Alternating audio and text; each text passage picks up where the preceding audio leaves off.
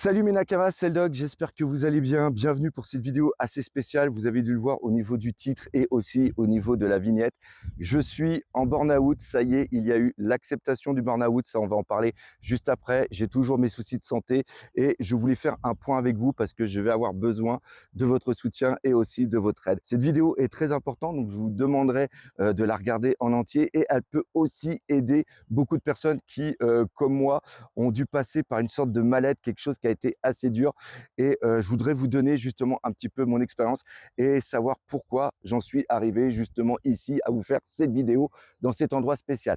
Alors cet endroit, il est vraiment spécial à mon cœur.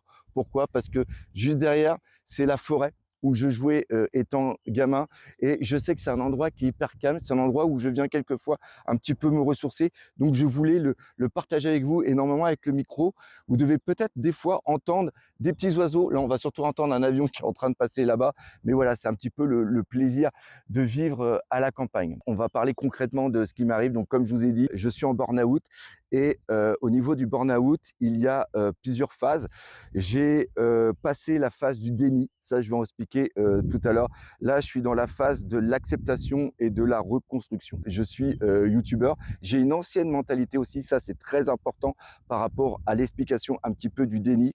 J'ai 50 ans, je fais partie de ces personnes qui ont été éduquées d'une certaine manière, bonne ou mauvaise, là n'est pas la question, mais j'ai toujours été élevé en me disant tu dois aller de l'avant, tu dois toujours faire le maximum. Après, pour ceux qui ne le savent pas, j'ai été militaire pendant 10 ans, fusilier, commando, parachutiste, sous-officier, et c'est exactement la même mentalité. C'est-à-dire qu'on te pousse toujours à aller de l'avant, on te pousse toujours à te dépasser, et si tu as un problème, le problème est seulement dû à toi et pas dû aux autres. Et là, il y a un autre avion qui est en train de passer juste au-dessus. Après, j'ai vécu au Canada, pareil, j'ai toujours été dans la sécurité, donc il y a toujours eu un certain mood au niveau de ma tête. Il y a 10 ans, j'ai décidé de devenir youtubeur et depuis 10 ans, ben voilà, je suis sur YouTube. Il y a eu des hauts, il y a eu des bas. Et surtout, il y a eu une suite dernièrement de choix qui ont été assez mauvais, dont le Guinness des records. Je comptais vraiment énormément dessus pour relancer la chaîne et avoir une sorte de notoriété. Et le fait d'avoir fait le Guinness des records pendant un an, d'avoir été dessus pendant un an, la chaîne s'est totalement effondrée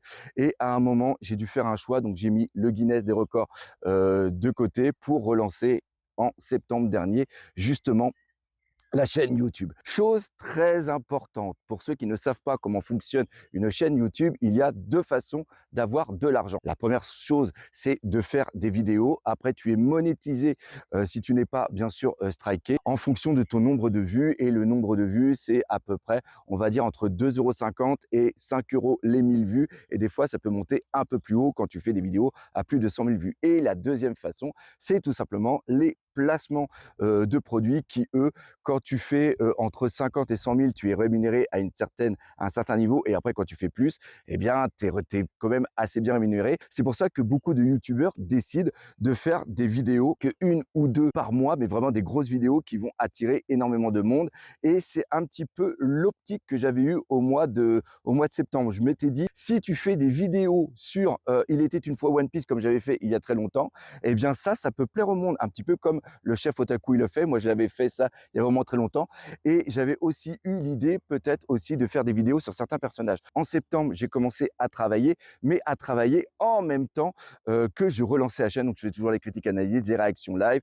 Je m'étais mis aussi au niveau de Twitch, je m'étais mis au niveau d'Insta, je m'étais mis au niveau de TikTok et je dois dire qu'au mois de septembre, j'avais une patate absolument de dingue et j'ai commencé à faire les vidéos. Les vidéos, il était une fois One Piece, il y a à peu près un mois de recherche, ne serait-ce que pour écrire le texte. Après, je me suis enregistré, j'ai fait le montage. J'étais hyper content de ce que j'avais fait. Je l'ai mis en ligne 2 mois plus tard. Vous, il n'y a pas eu le retour parce que la vidéo avait sûrement des défauts ou c'était peut-être pas tout simplement le format que vous recherchiez. Je pensais faire au moins du 20-30 000 et après monter à du 40-50 000 et j'ai fait 5000 vues. Et je dois vous dire que ça m'a foutu un très très gros coup au moral.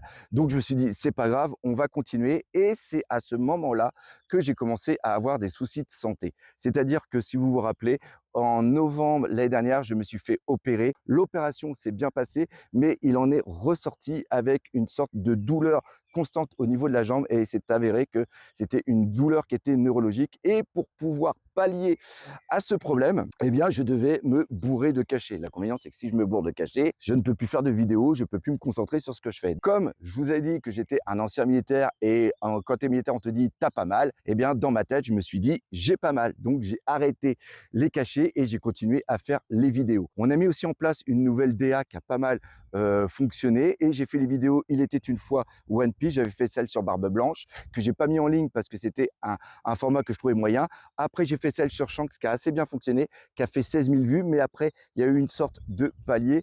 Tout ça pour finir que après, j'ai refait celle de Barbe Noire, pareil, des vidéos qui me demandaient un mois de travail et il n'y avait pas le résultat. Au mois de février, j'avais essayé de faire des vidéos tout en maintenant Instagram, TikTok, les vidéos aussi avec le nouveau doc que j'avais essayé de mettre en place qui demande beaucoup de travail par rapport à la blague. Ce qui s'est passé, c'est qu'au mois de février-mars, j'ai senti que quelque chose n'allait pas. J'étais toujours dans le délit de dire oui, non, mais je vais y arriver, je vais y arriver, je vais y arriver. Et au mois de mars, ça a été le choc. C'est-à-dire qu'on m'a fait prendre conscience que j'avançais pas et que j'allais droit dans le mur. À partir de là, en mars, il y a eu l'acceptation. C'est-à-dire que l'opération, les douleurs, problèmes médicaux, le non-résultat au niveau de la chaîne, tout ce qui se passait sur les réseaux, ça n'avançait pas. J'ai craqué.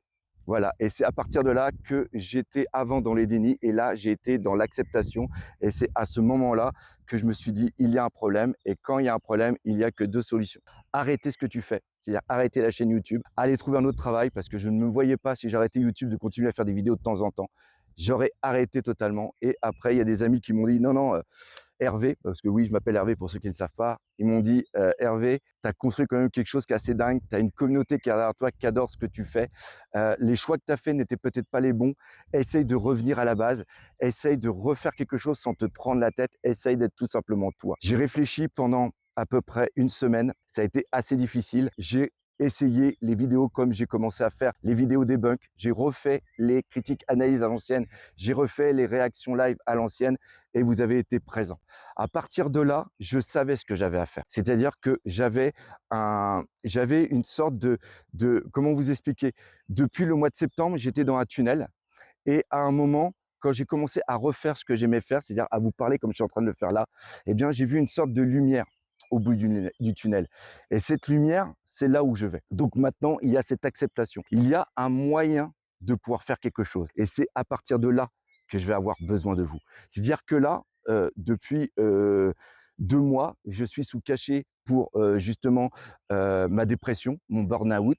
Et je vous avoue que des fois, avant de faire une réaction live ou des fois, avant de faire un live, eh bien, je pleure. Je me sens pas bien et on lance la caméra et quand je lance la caméra, eh bien, le doc revient et comme j'ai un amour incroyable pour One Piece, quand je commence à allumer la caméra, dans mon cerveau, il y a comme une sorte de déclic. Ça me fait du bien et de parler avec vous, de vous lire vos commentaires, de partager par rapport aux vidéos debunk, la vidéo que j'ai faite sur mon corbeau ou Soso, mais tout en gardant une sorte de côté bienveillant. Ça m'a permis un petit peu de me libérer et d'avoir une sorte de, entre guillemets, je dis bien entre guillemets, hein, de thérapie par rapport à, à ce que je suis en train de vivre, les douleurs, le burn-out, la dépression. J'ai aussi une famille qui m'aide beaucoup, j'ai aussi des amis qui m'aident énormément.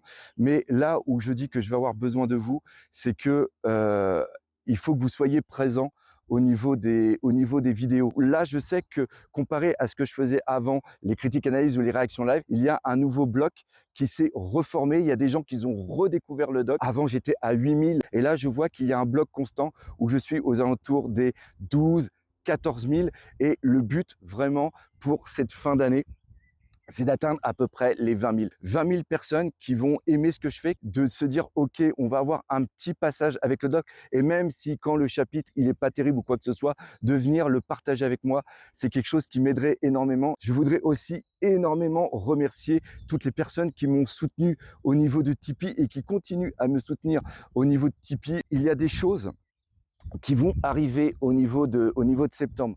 Ce que je voudrais expliquer aux gens qui, à un moment, quand ils voient tout autour d'eux s'effondrer, parce que c'est ce qui m'est arrivé. S'il n'y avait pas eu ma femme, s'il n'y avait pas eu mes amis à côté de moi, je ne serais pas là à faire cette vidéo. C'est aussi ça le plus important, c'est de ne pas avoir peur de l'accepter.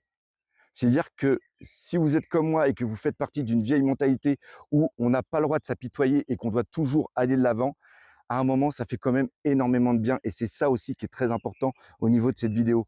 Acceptez que vous avez des problèmes. N'essayez pas de le résoudre vous-même. Acceptez, allez chercher les solutions. Là, par exemple, je suis sous médication. C'est peut-être aussi pour ça que je fais cette vidéo, parce qu'en ce moment, au niveau du cerveau, c'est quand même assez bizarre, je dois le dire. C'est très dur de se lever le matin.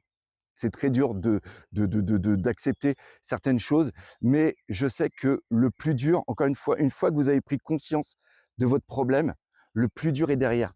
Parce que continuer à accepter le problème et de dire ça va passer, il faut avancer, c'est le meilleur moyen de s'effondrer et peut-être à long terme de faire une énorme connerie. J'ai accepté, ça m'a fait mal au cœur. Faire cette vidéo, je vous jure que c'est pas du tout évident, mais il faut avancer. Encore une fois, je remercie tous mes amis, je remercie les tipeurs, je remercie de très très loin, je remercie ma famille, ma femme et mon fils qui m'aident énormément dans la souffrance que je suis en train de vivre. Quand je lis vos commentaires, quand je lis toutes les choses, je sais que vous êtes là et voilà quoi. Donc voilà ce que j'avais à dire. Cette vidéo est hyper brouillon. J'espère que j'aurai le courage de la mettre en ligne, parce que souvent quand je fais les montages, que je vois tout ça, et ben tout simplement je l'efface. Donc si vous voyez cette vidéo, c'est que j'ai eu le courage. Encore une fois, un énorme merci. Si vous voulez me soutenir, n'hésitez pas à aller regarder les vidéos Tipeee si vous pouvez. Encore une fois, vous ne mettez pas dans les problèmes par rapport à Tipeee, il y a des trucs qui vont arriver. Et je vais finir par la phrase que je dis tout le temps, mais ici et avec ce qui m'arrive en ce moment, elle a parfaitement sa place, c'est que One Piece, c'est la vie. Allez, salut mes Nakama.